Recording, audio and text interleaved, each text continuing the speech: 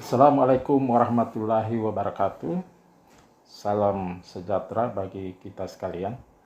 Jadi pada pertemuan keempat kita sudah membahas tentang partisipasi.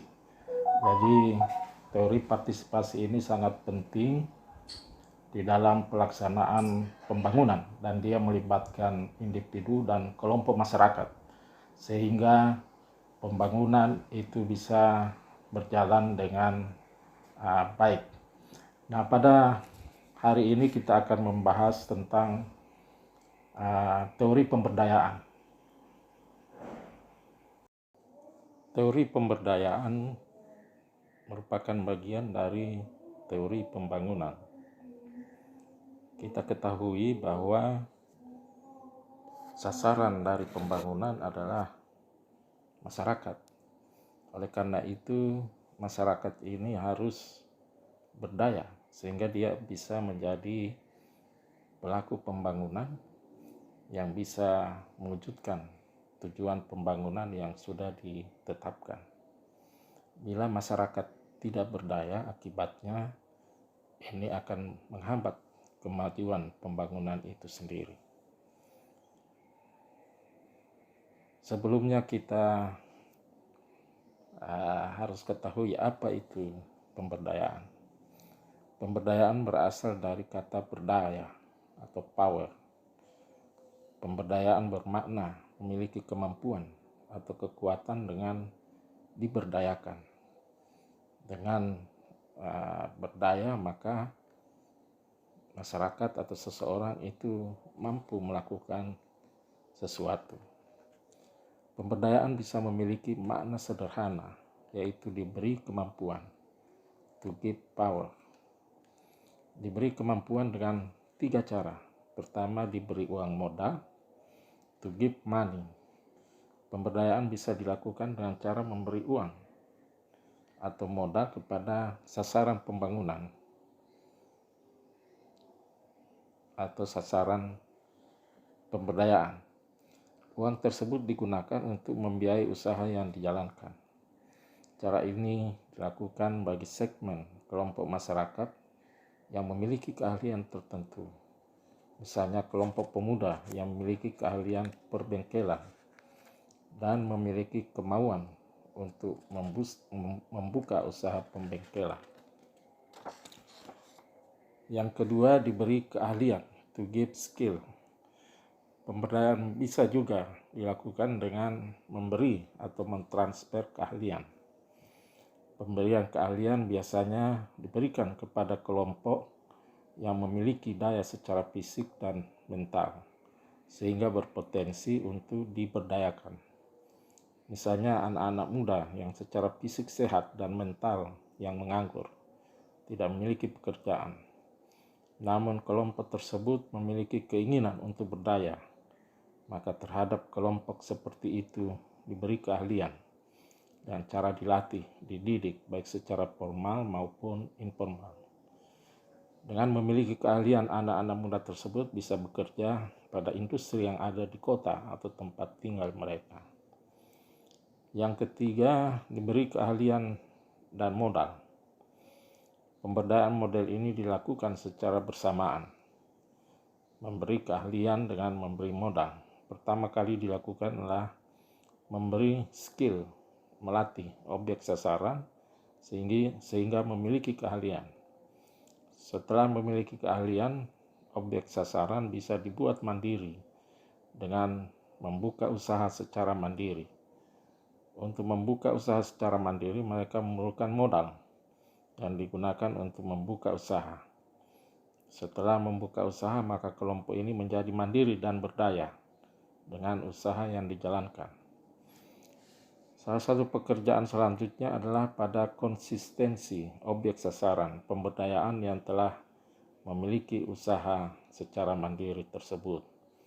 Nah, sehingga kemandiriannya ini bisa berlangsung terus-menerus, maka perlu dipantau dan didampingi sehingga usahanya bisa berkembang lebih maju dan dia betul-betul punya pendapatan sendiri.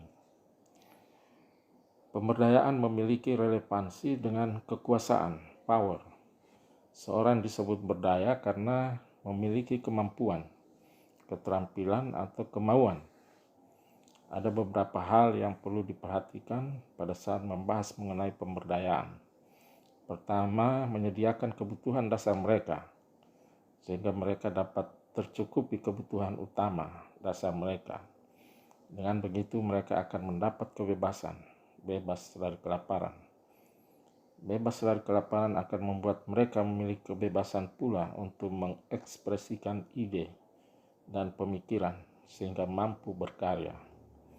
Yang kedua, memiliki akses ke sumber daya yang memungkinkan mereka memperoleh lebih banyak uang sambil tetap mendapatkan barang dan jasa yang mereka butuhkan. Dan yang ketiga, berpartisipasi secara aktif dalam proses pembangunan. Nah, sehingga apabila seseorang atau masyarakat sudah berdaya, maka dia akan aktif dalam proses pembangunan. Nah, sehingga apa yang menjadi tujuan dari pembangunan itu sendiri bisa dicapai. Pemberdayaan mengacu pada proses di mana individu mengembangkan informasi, keterampilan, dan otoritas yang mereka butuhkan untuk membuat perbedaan dalam kehidupan mereka sendiri dan kehidupan orang-orang yang mereka sayangi. Menurut Swift dan Levin tentang pengembangan dan pemberdayaan masyarakat, istilah pemberdayaan menggambarkan proses redistribusi kekuasaan melalui perubahan struktur sosial. Ada struktur yang bergerak di masyarakat untuk melakukan proses pemberdayaan. Pemberdayaan tidak terjadi secara otomatis dan begitu saja. Ada upaya terstruktur dan disengaja untuk mewujudkannya. Jadi masyarakat yang tidak berdaya itu harus diupayakan untuk secara aktif diberdayakan, diberi kekuatan dengan to give money, to give skill, atau gabungan keduanya sehingga masyarakat mempunyai kekuatan untuk secara mandiri melaksanakan terlibat dalam pelaksanaan pembangunan.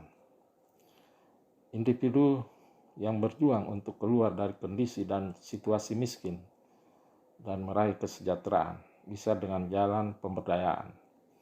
Artinya memiliki keinginan untuk berdaya, sehingga dengan begitu individu tersebut terlibat dalam serangkaian kegiatan yang bertujuan untuk meningkatkan kekuatan atau pemberdayaan anggota masyarakat yang lebih lemah dan lebih rentan.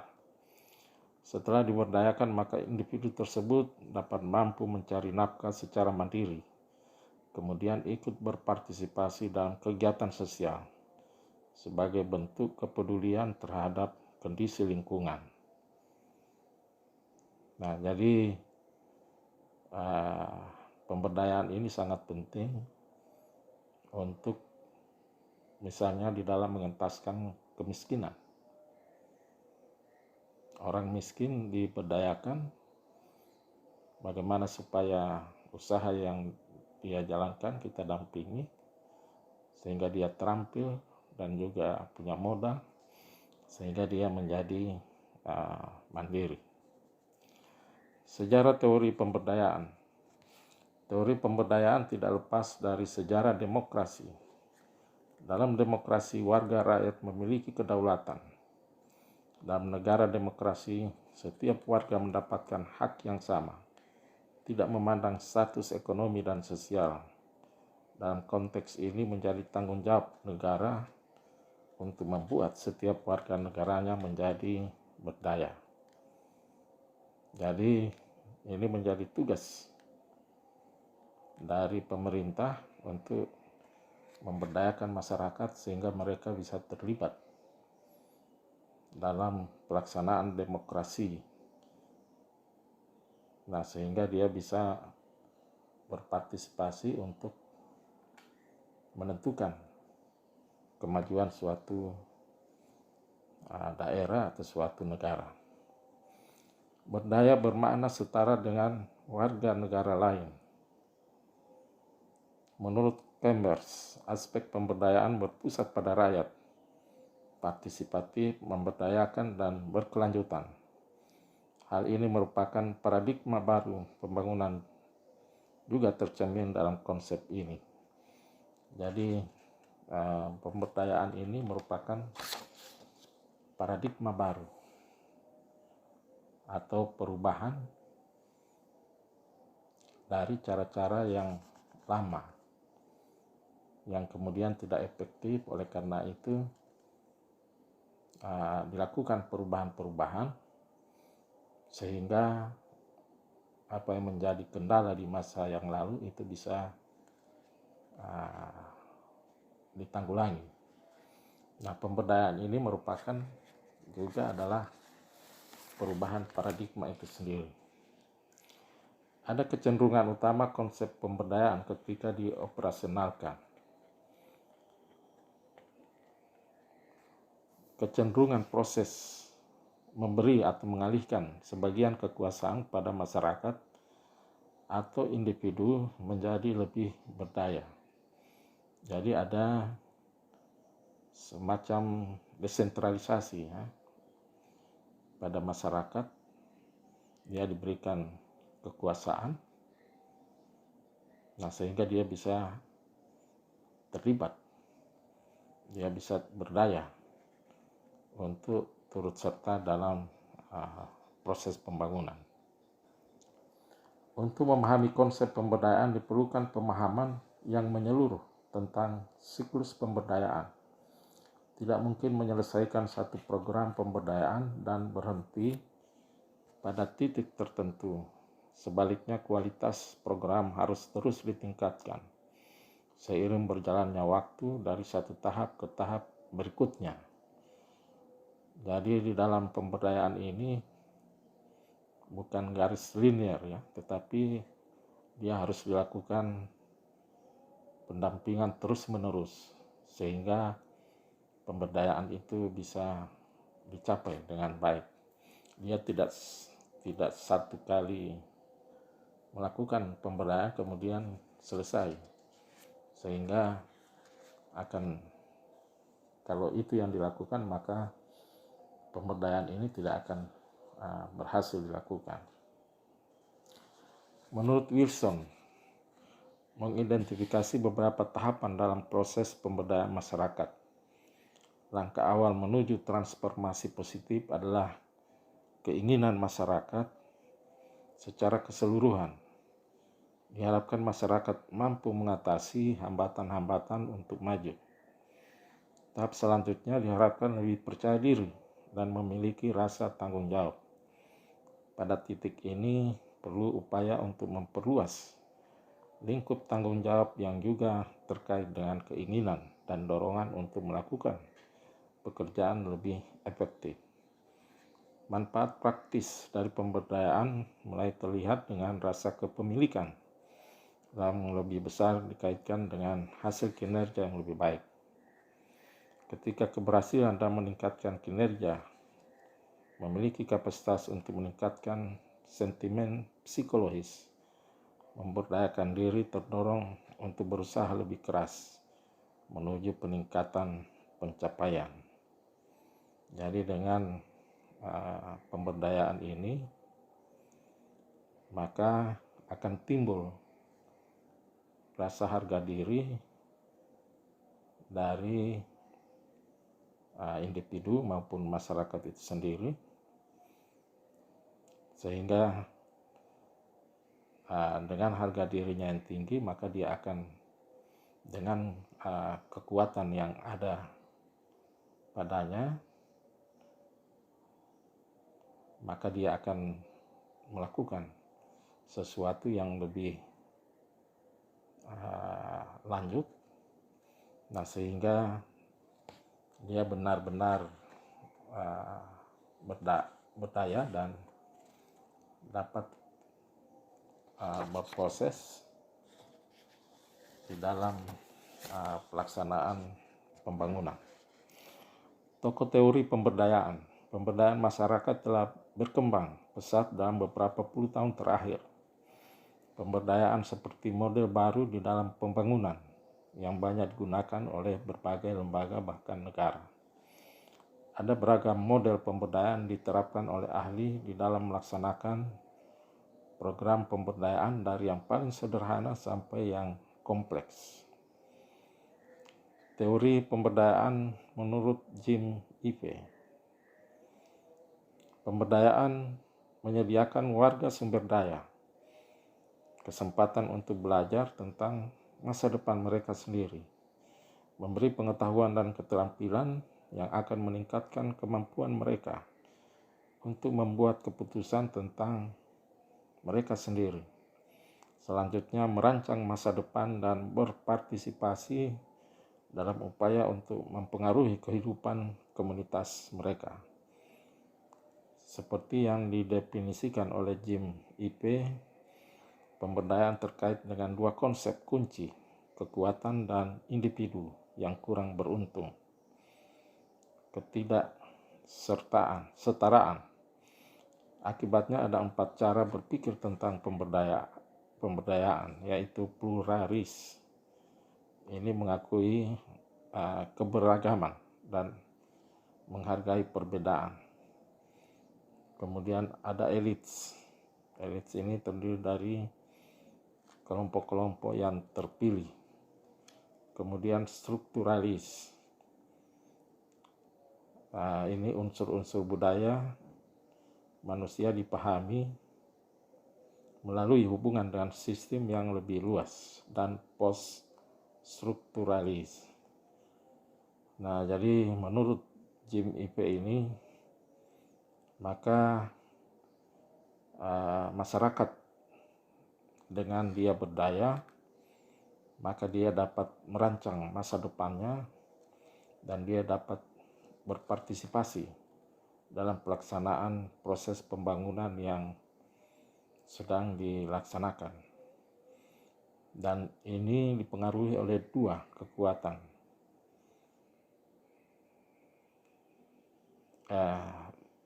yaitu kekuatan dan individu yang kurang beruntung, ketidaksetaraan. Jadi dengan mereka diberdayakan, dia menjadi punya kekuatan dan dia akan setara dengan yang lainnya. 4 gagasan pengembangan masyarakat dirinci dalam buku Zubaidi. Pengembangan masyarakat selanjutnya, pemberdayaan dipandang sebagai metode untuk membantu individu dan kelompok yang kurang mampu dalam masyarakat sehingga mereka dapat menjadi lebih berharga. Kerja pemberdayaan dilakukan, dirancang, membantu masyarakat dengan mengajari orang-orang tentang bagaimana menggunakan bakat, hobi, dan bagaimana menggunakan media terkait dengan aksi politik, dan bagaimana sistem aturan main bekerja. Nah, jadi pemberdayaan itu bagaimana orang-orang yang pada dasarnya memiliki bakat, hobi, kemudian ini dikembangkan, nah sehingga dia bisa belajar dari sekitarnya, bisa belajar, dia bisa bertindak, mengeluarkan pendapatnya, dan juga dia bisa mempelajari bagaimana sistem itu bekerja sehingga ini akan menunjang kekuatannya di dalam dia berpartisipasi di dalam pelaksanaan pembangunan. Alhasil, kapasitas masyarakat untuk bersaing secara sehat tanpa ada yang menang atau kalah semakin menguat. Untuk kedua kalinya, pemberdayaan dilihat dari perspektif elit sebagai upaya untuk mempengaruhi elit seperti pejabat terpilih pemimpin perusahaan dan orang kaya, baik dengan aliansi dengan elit tersebut atau dengan menantang mereka yang berkuasa mengejar perubahan di antara mereka. Nah, jadi dengan mereka berdaya, sehingga dia bisa mempengaruhi para eksekutif maupun legislatif, sehingga apa yang menjadi aspirasinya itu bisa dicapainya. Perspektif strukturalis memandang pemberdayaan sebagai agenda pertempuran jangka panjang, karena tujuannya untuk menghapuskan segala macam ketimpangan struktural. Dan demikian pemberdayaan masyarakat merupakan proses pembebasan yang membutuhkan transformasi struktural dan penghapusan penindasan struktural agar berhasil. Nah, jadi di masyarakat kita ketahui ada struktur-struktur status sosial. Nah, oleh karena itu dengan masyarakat semakin berdaya, maka status sosial ini bisa berubah dan dia bisa naik ke status sosial yang lebih tinggi dengan individu itu yang sudah berdaya, yang punya kekuatan untuk itu. Penting juga dicatat bahwa perspektif pasca strukturalis melihat pemberdayaan sebagai upaya untuk mengubah wacana kepada tindakan atau praktis individu. Jadi bukan hanya berwacana, tetapi juga sudah ke tindakan atau praktis individu. Dengan demikian belajar bagaimana menghasilkan pemikiran baru dan analitis dipandang sebagai langkah menuju pemberdayaan masyarakat. Jadi masyarakat yang sudah berdaya, dia sudah punya skill, punya modal, dan dia sudah mandiri sehingga dia bisa memperjuangkan aspirasinya untuk mencapai tahap kemajuan yang lebih tinggi lagi atau status sosial yang lebih tinggi lagi. Pemberdayaan masyarakat menurut teori aktor. Subjek yang bebas dari kontrol atau aturan yang ketat diberi kebebasan untuk menerima tanggung jawab atas pikiran dan tindakan, dianggap subjek yang mampu mempengaruhi dunia di sekitar mereka. Jadi yang sudah berdaya ini menjadi aktor dan dia diberikan tanggung jawab atas pikiran dan tindakannya. Nah, sehingga dia menjadi orang yang bebas dan segala bakat dan kemampuannya ini bisa dikeluarkan sehingga dia bisa berpartisipasi aktif dalam pelaksanaan pembangunan. Aktor meliputi otoritas. Dia punya kewenangan, keyakinan, dan kompetensi. Confidence and competence. Kepercayaan, trust, peluang, opportunities, kewajiban, responsibility, dan dukungan, support. Teori aktor dapat digunakan untuk mengkategorikan kategori sosial dan moral. Nah, jadi dengan teori aktor ini, orang yang sudah berdaya tadi, dia mempunyai prestasi dan juga punya harga diri, dan dia akan punya tanggung jawab yang harus dia lebih yang dia jalankan agar apa yang menjadi bakat dan minatnya ini bisa berkembang dengan baik. Karakteristik teori pemberdayaan. Salah satu implikasi paling menonjol dari ungkapan pemberdayaan adalah gagasan untuk membantu mereka yang terpinggirkan. Menurut Hatu, kapasitas klien untuk mengontrol atau memberikan pengaruh termasuk dalam definisi kekuasaan ini. Pertama, kemampuan seseorang untuk membuat keputusan tentang gaya hidupnya, di mana dia tinggal dan apa yang dia lakukan, dan apa yang menjadi pekerjaannya. Nah, jadi orang yang sudah berdaya itu bisa mengambil keputusan. Kemudian dia mempunyai kemampuan untuk menganalisis persyaratan sesuai dengan tujuan dan aspirasi seseorang.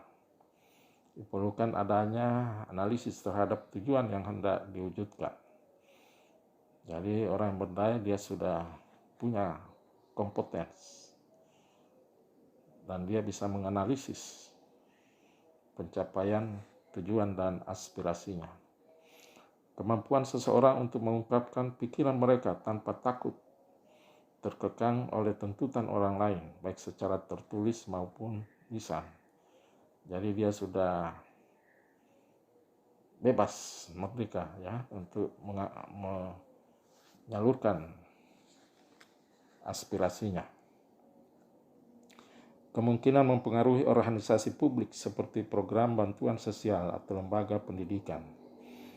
Nah, jadi dia aspirasinya bisa mempengaruhi organisasi publik dan juga dia bisa memberikan masukan-masukan ke lembaga pendidikan. Institusi masyarakat seperti sekolah, layanan sosial, dan fasilitas perawatan kesehatan adalah contoh sumber daya yang dapat diakses, digunakan oleh mereka. Mobilisasi sumber daya, kemampuan untuk mengatur sumber daya resmi, informal, dan akar rumput. Kegiatan ekonomi, kapasitas untuk memanfaatkan dan mengelola sistem produksi, distribusi, termasuk retail dan pertukaran barang dan jasa. Jadi dia semakin lebih maju lagi dari bakat dan minat yang dia miliki dan dia sudah punya kekuatan untuk itu. Termasuk memiliki anak dan memenuhi kebutuhan mereka serta mengajari mereka bagaimana menjadi sadar secara sosial dan budaya akan diri mereka sendiri. Jadi orang yang berdaya dia sudah dapat memenuhi kebutuhan keluarganya dan bisa mengajarkan nilai-nilai yang dapat menjadi contoh bagi anak-anaknya atau masyarakat di masa depan. Salah satu kunci keberhasilan dalam pemberdayaan adalah motivasi yang muncul dari sasaran objek pemberdayaan. Jadi di dalam pemberdayaan ini juga dipengaruhi oleh motivasi dari orang atau objek pemberdayaan itu sendiri. Kalau dia tidak punya motivasi, maka akibatnya pemberdayaan ini tidak akan berhasil dilakukan. Sebesar apapun dana yang diberikan kepada sasaran objek pemberdayaan, bila objek sasaran pemberdayaan tidak memiliki motivasi kuat untuk berubah dan berdaya, maka model pemberdayaan akan susah untuk diimplementasikan. Jadi pemberdayaan ini bukan hanya dominan ya, apa yang dilakukan oleh orang yang akan memberdayakan atau pihak yang akan memberdayakan, tetapi juga dia tergantung dari individu itu sendiri, apakah dia mau berdaya apa tidak. Diberikan dana pun kalau dia tidak ada motivasi untuk berhasil, maka ini tidak akan pemberdayaan ini tidak akan berhasil. Begitu pula sebagus apapun program pemberdayaan, Bila objek sasaran pemberdayaan tidak memiliki motivasi, maka cenderung gagal. Nah, jadi kata kuncinya di sini adalah di samping menjadi kewajiban pemerintah atau juga pihak-pihak tertentu untuk memberdayakan seseorang, individu atau keluarga atau masyarakat, tetapi juga pemberdayaan ini akan berhasil bila ada motivasi, ada keinginan dari individu itu sendiri untuk menjadi berdaya. Jadi kalau apa yang dilakukan misalnya dengan bantuan dana dan juga bantuan skill yang sudah dilatihkan, tetapi kemudian individu sendiri itu tidak mau untuk berdaya, tidak punya motivasi, maka akibatnya pemberdayaan itu tidak akan berhasil. Demikianlah pembelajaran kita pada hari ini, yang kita sudah membahas tentang teori pemberdayaan. Selanjutnya pada pertemuan yang berikutnya kita akan membahas teori pengembangan kelembagaan. Demikian, wabillahi taufik wal hidayah. Wassalamualaikum warahmatullahi wabarakatuh.